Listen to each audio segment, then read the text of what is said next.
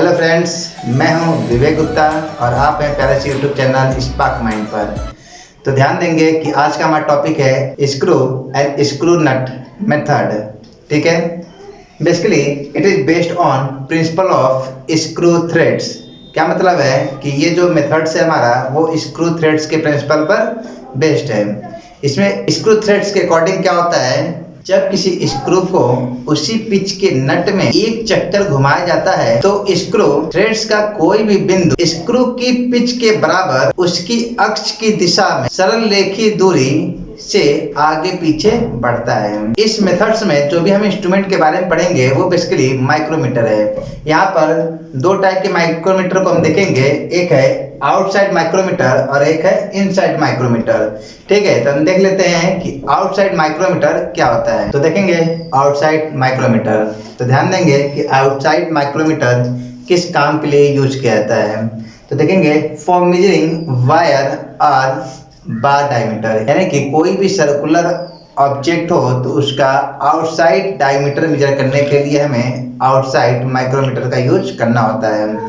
ठीक है, और क्या है, for measuring thickness of any plates, यानी कि कोई भी प्लेट्स है उसका थिकनेस मेजर करने के लिए हम आउटसाइड माइक्रोमीटर का यूज करते हैं। नेक्स्ट पॉइंट क्या है, एक्यूरेसी, यानी कि इस इंस्ट्रूमेंट का एक्यूरेसी 0.01 mm होने का क्या मतलब है कि ये जो इंस्ट्रूमेंट है वो 0.01 mm मिनिमम वैल्यू को मेजर कर सकता है। इससे एक चीज और हमें पता चलता है कि मिनिमम वैल्यू को जब ये मेजर कर सकता है 0.01 mm, तो क्या मतलब है कि इस इंस्ट्रूमेंट की लिस्ट काउंट भी क्या है, 0.01 mm।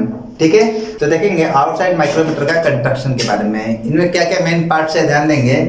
Frame, anvil, spindle, lock nut, sleeve, thimble and ratchet stock. तो देखेंगे डायग्राम में ये पॉइंट कहाँ कहाँ पे है और उसका काम क्या क्या है, यूज क्या क्या है। सबसे पहला पॉइंट हमारा फ्रेम। देखेंगे फ्रेम क्या है, फ्रेम मीन्स कि इस इंस्ट्रूमेंट का ढांचा। ये देखिए सी टाइप का कुछ इंस्ट्रूमेंट दिखाई दे रहा है, ये हमारा क्या है, पूरा फ्रेम है। ठीक है, उसके बाद क्या है, एनविल। यहाँ देखेंगे ध्यान से कि एक यहाँ छोटा सा डायग्राम दिख रहा है, यही हमारा क्या है, एनविल। इसके बाद क्या है, स्पिंडल।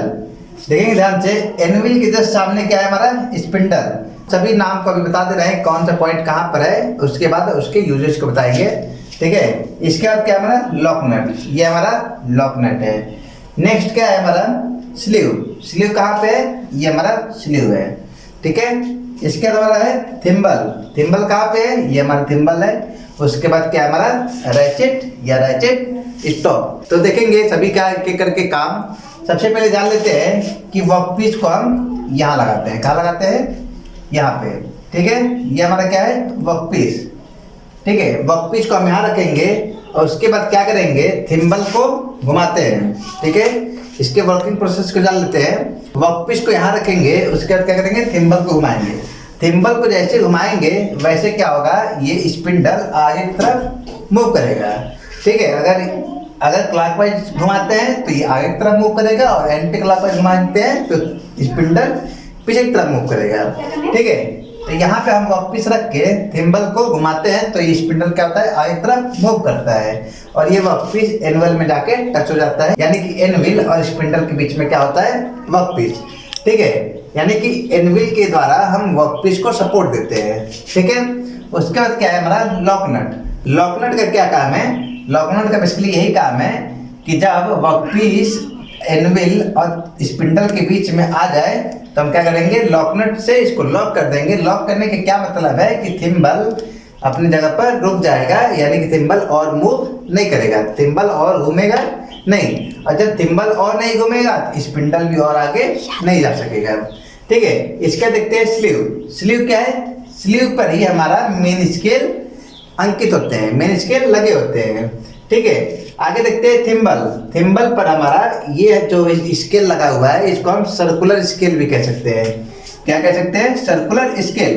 ठीक है, यानी कि स्लीव पे हमारा मेन स्केल लगा होता है और थिम्बल पे हमारा सर्कुलर स्केल या माइक्रोमीटर स्केल भी कह सकते हैं। ठीक है, आगे हमारा पॉइंट है रैचेट। रैचेट का क्या काम है, बेसिकली सपोज कि ऐसा वर्कपीस है जो कंप्रेसिव टाइप का हो या थोड़ा सा फोर्स लगाओ तो वो दब सकता है। जैसे कि वुडन मान लेते हैं, वुडन को अगर थोड़ा दबाओ तो हल्का सा वो दब सकता है, या कोई भी रबड़ मान सकते हैं, रबड़ को थोड़ा सा प्रेस करो तो वो प्रेस हो सकता है। तो अगर ऐसा कोई वर्कपीस सामान लिया जाए तो हम क्या करेंगे, थिम्बल को जब घुमाएंगे तो स्पिंडल क्या करेगा, इसको थोड़ा सा दबा सकता है, यानी कि उसमें जो मेजरमेंट आएगी उसमें एरर आ सकती है। तो क्या होता है कि जब स्पिंडल वर्कपीस से टच हो जाता है तो हम क्या करते हैं, रैचेट को टाइट कर देते हैं। रैचेट को टाइट करने से क्या होता है कि थिम्बल को और घुमाओगे भी तो स्पिंडल आगे की तरफ मूव नहीं करेगा। ठीक है, ध्यान देना, रैचेट को स्टॉप करने का क्या मतलब है कि थिम्बल को मूव कराने के बावजूद भी जब स्पिंडल वर्कपीस में टच हो जाएगा तो उसके बावजूद वो आगे की तरफ मूव नहीं कर पाएगा, जिससे वर्कपीस में थोड़ा भी कंप्रेसिव नहीं हो पाएगा या वर्कपीस थोड़ा भी कंप्रेस नहीं होगा, जिससे हमारा मेजरमेंट में एरर आने की संभावना खत्म हो जाती है। ठीक है, तो ध्यान देंगे कि आउटसाइड माइक्रोमीटर की लिस्ट काउंट को कैसे फाइंड आउट किया जाए। ठीक है, आपके सामने एक फॉर्मूला लिखा हुआ है लिस्ट काउंट की। क्या लिखा हुआ है, pitch of screw upon number of division of थिम्बल्स।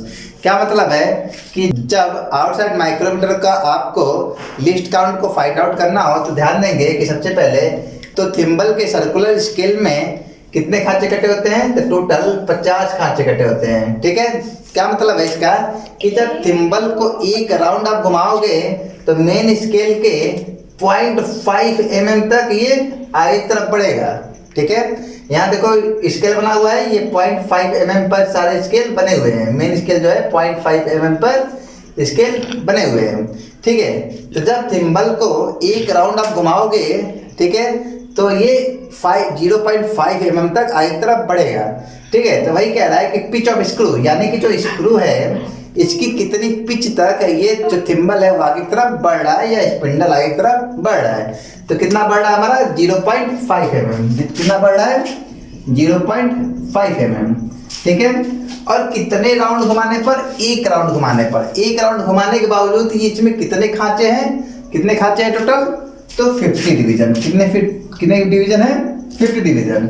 जब इसको आप सॉल्व करोगे तो लिस्ट काउंट की वैल्यू आएगी 0.01 mm, 0.01 mm, यानी कि थिम्बल के 50 खाने, यानी थिम्बल के 50 खाने मतलब एक राउंड, थिम्बल के एक राउंड घुमाने पर 50 खाने आ रहे हैं और उस एक राउंड के बावजूद 0.5 mm तक वो स्पिंडल आगे तरफ बढ़ रहा है। ठीक है, तो पिच ऑफ स्क्रू क्या हो गया हमारा 0.5 mm और थिम्बल का डिवीजन कितना हो गया 50। जब इनको सॉल्व करोगे तो लिस्ट काउंट की वैल्यू कितनी आ गई 0.01 mm। यही हमारी वैल्यू जो है 0.01 mm least count of outside micrometer है। बेसिकली जो आउटसाइड माइक्रोमीटर है जो उसको जब मार्केट में आप खरीदने जाओगे तो उसके रेंजेस के हिसाब से आप खरीदने जाओगे। रेंजेस मतलब मिनिमम और मैक्सिमम वैल्यू को जब गिवन हो तो वही हमारा क्या है रेंज। यानी कि यहाँ देख लेते हैं कि माइक्रोमीटर का रेंजेस क्या क्या होते हैं। तो 0 से 25 mm तक भी रेंजेस के माइक्रोमीटर आते हैं, 25 से 50 mm तक के भी माइक्रोमीटर आते हैं, 50 से 75 mm तक के भी माइक्रोमीटर आते हैं और 75 से 100 mm तक के भी माइक्रोमीटर आते हैं। ठीक है, तो इन्हीं रेंजेस के हिसाब से हमको माइक्रोमीटर मार्केट में उपलब्ध होते हैं। ठीक है, इसके बावजूद इनसाइड माइक्रोमीटर से हम किसी भी ऑब्जेक्ट का इंटरनल डायमीटर को हम मेजर कर सकते हैं। जैसे कि कोई भी हॉलो सिलेंडर हो या कोई भी सर्कुलर पार्ट्स ऐसा हो जिसका इनसाइड हमको डायमीटर मेजर करना हो तो हम इनसाइड माइक्रोमीटर का यूज करते हैं।